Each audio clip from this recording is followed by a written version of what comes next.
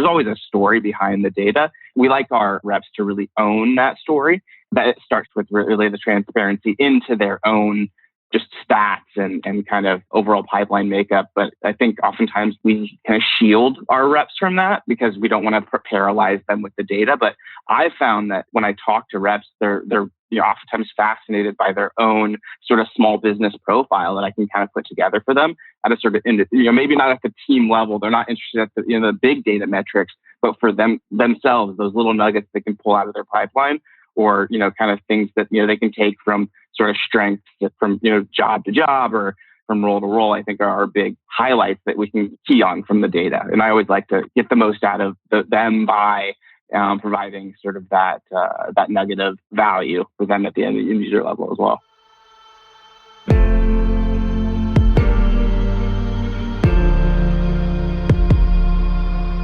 This is Sales Ops Demystified, the number one most downloaded podcast in sales operations. We invite the brightest minds in sales ops onto the show to deconstruct the what, why, and how behind rep productivity, forecasting, metrics, and all things revenue.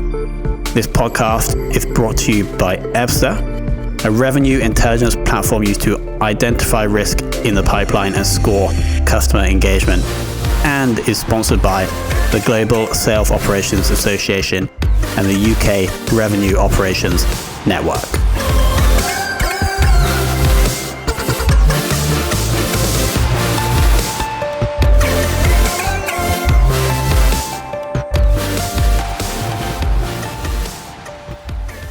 Hello and welcome to another very special episode of the Sales Ops Demystified podcast. Today we're joined by Demar Amacker.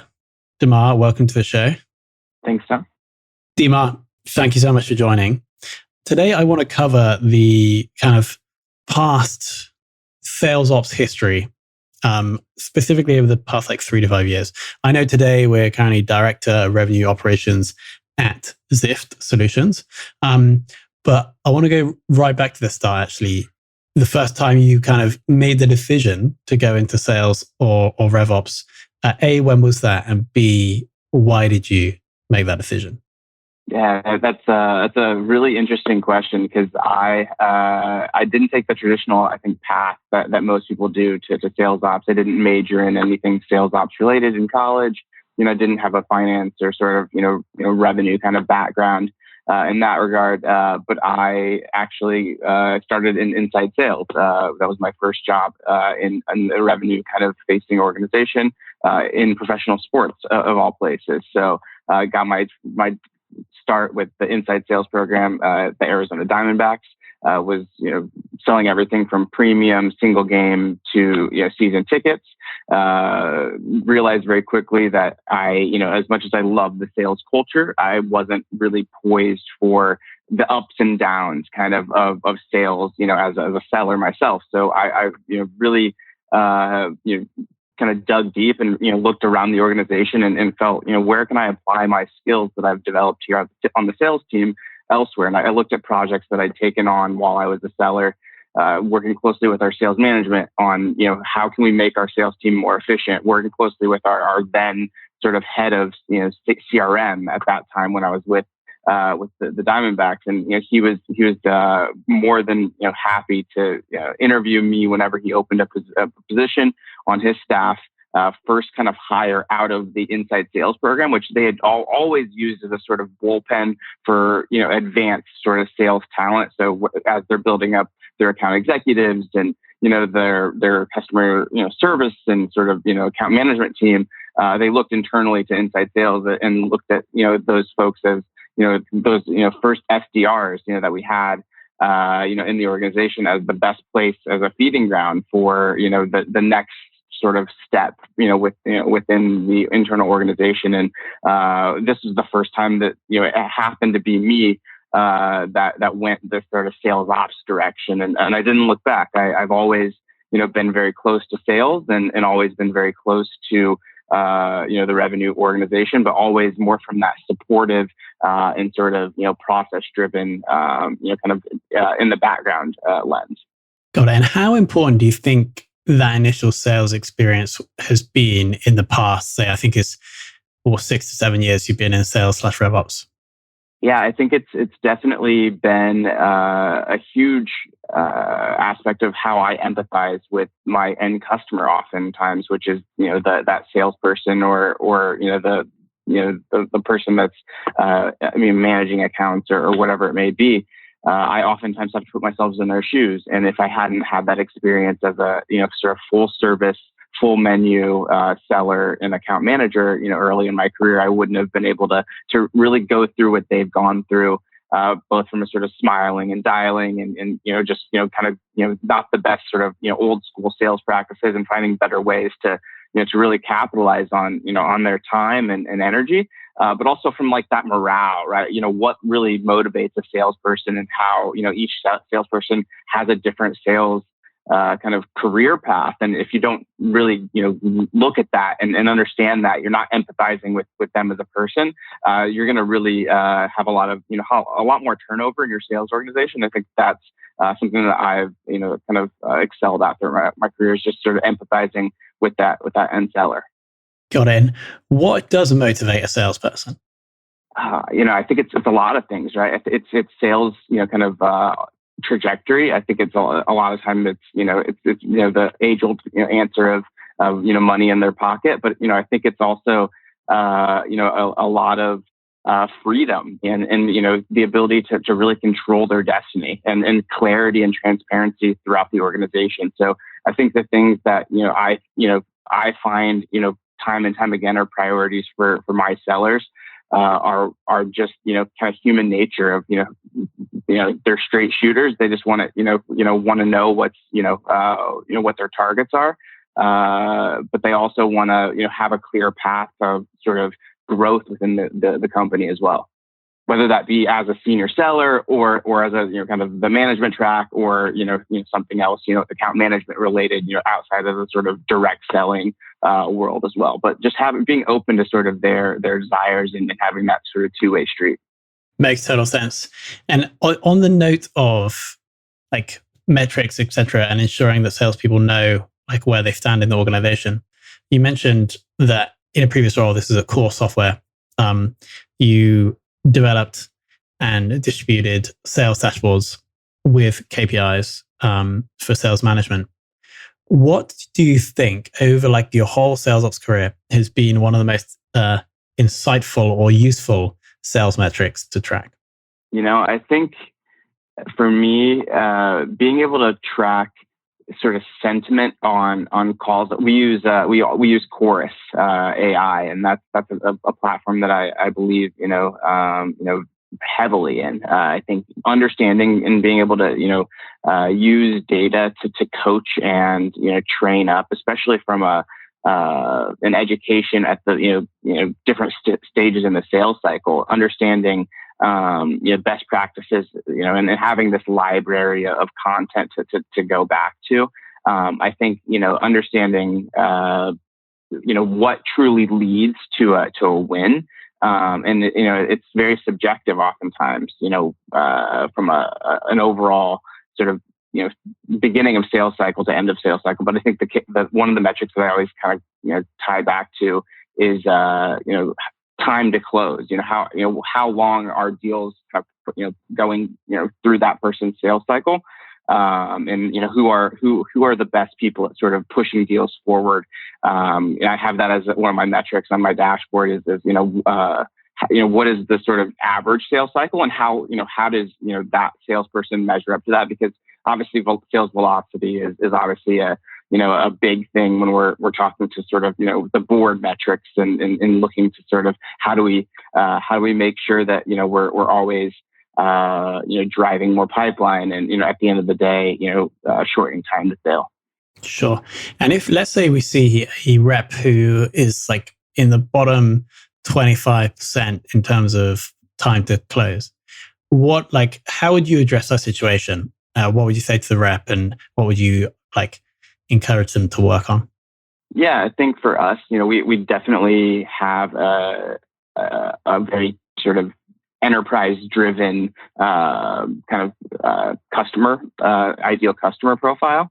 So, we like to look at sort of what the mix of that pipeline is. We realize, the tier 3, we call them, or sort of, more small business, mid-market deals are going to move faster. But, we like to look at what that mix is and see, are they big chunky deals that are taking, more on the larger, side of our sales cycle? If not, if that's the case, we can clearly justify it. But there's always a story behind the data, and we like our reps to really own that story. But that starts with really the transparency into their own, just stats and kind of overall pipeline makeup. But I think oftentimes we kind of shield our reps from that because we don't want to paralyze them with the data. But I found that, when I talk to reps, they're oftentimes fascinated by their own sort of small business profile that I can kind of put together for them at a sort of, maybe not at the team level. They're not interested at the, the big data metrics,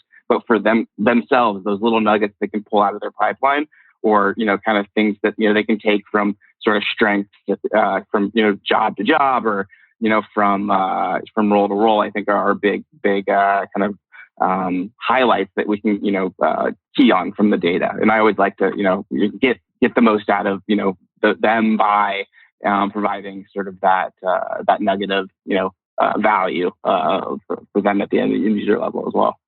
Got it. Let's zoom in now at Zift Solutions. Just for the benefit of the audience, roughly what size sales team do we have? And then also what the sales ops / RevOps team / resources that you're working with? Yeah, so I am really a kind of a team of one as far as the RevOps landscape.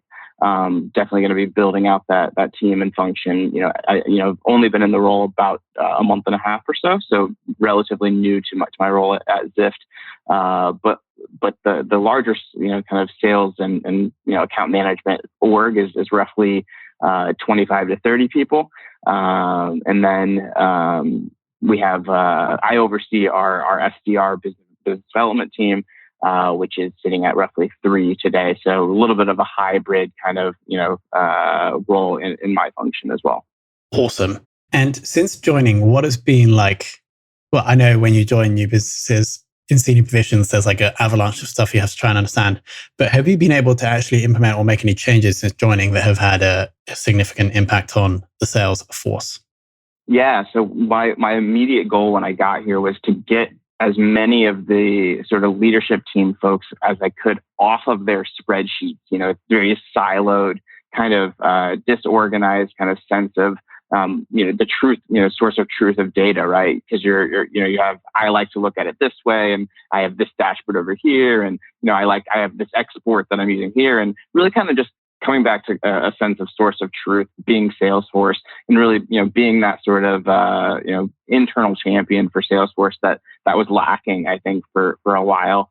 But also, I think for me, I implemented, from a Salesforce perspective, the forecasting module, and we've seen some uplift with that. So just, bringing some of the unused features of our existing tech stack to life, just with my background and expertise in implementation of those features, has already sort of seen some growth and uplift already.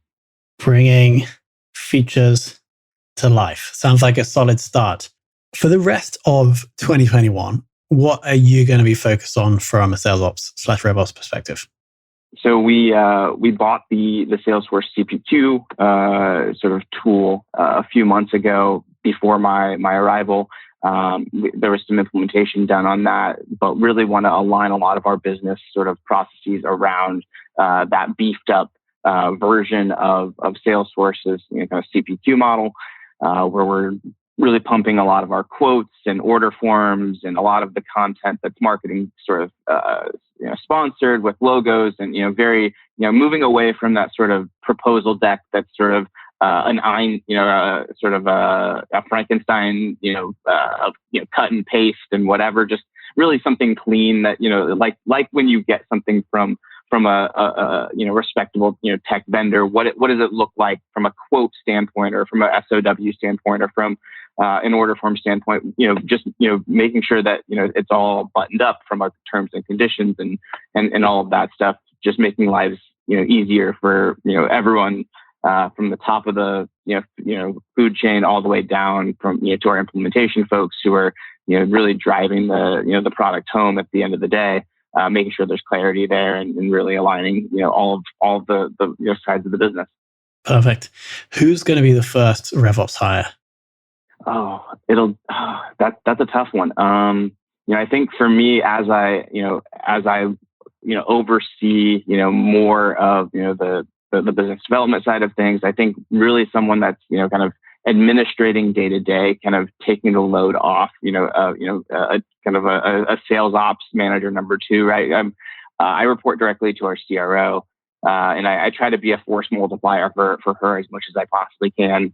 Being able to sit in on meetings that maybe she would take her time unnecessarily, kind of serving as that buffer for her. So someone that could kind of do that for me, serving as that sort of number 2 buffer, that has some sales ops experience, but also looking to really make a name and leave a legacy from a sales ops perspective as well. Makes total sense. For like having somebody come in and take on like the baseline work, so that you can then be more strategic, and that also feeds up to the CRO, right? Then you can take more of the CRO's work, and then she can be more strategic. So that makes total sense. Whenever you have a job description, ping it over to us, and we'll add it to the show notes of this episode in case anybody is listening and is interested in joining you. Now, the final and probably most important question of the interview is, who in the world of RevOps would you most like to take for lunch? Oh man, that's tough. But there's a guy that's doing a lot of really putting a lot of content out there. I'd love to get his name out there. Jordan Henderson over at Ring Central. He's definitely a leader, I think, in the space from a content perspective, and always sharing a lot of great insights, and would love to sit down and just pick his brain on everything that he's doing. Appreciate all the content he puts out, and would love to, like I said, pick his brain. Awesome. We'll reach out to Jordan and see if he wants to jump on. Demar, thank you so much for coming on. Thank you so much for sharing the kind of journey you're going through of an early stage-ish addition to an existing sales team. Sounds like obviously you're doing an awesome job, and the sales ops and the sales team is going to be growing over the coming months and years. So thank you so much for coming on and sharing your wisdom. Of course, absolutely. Thanks for having me, Tom.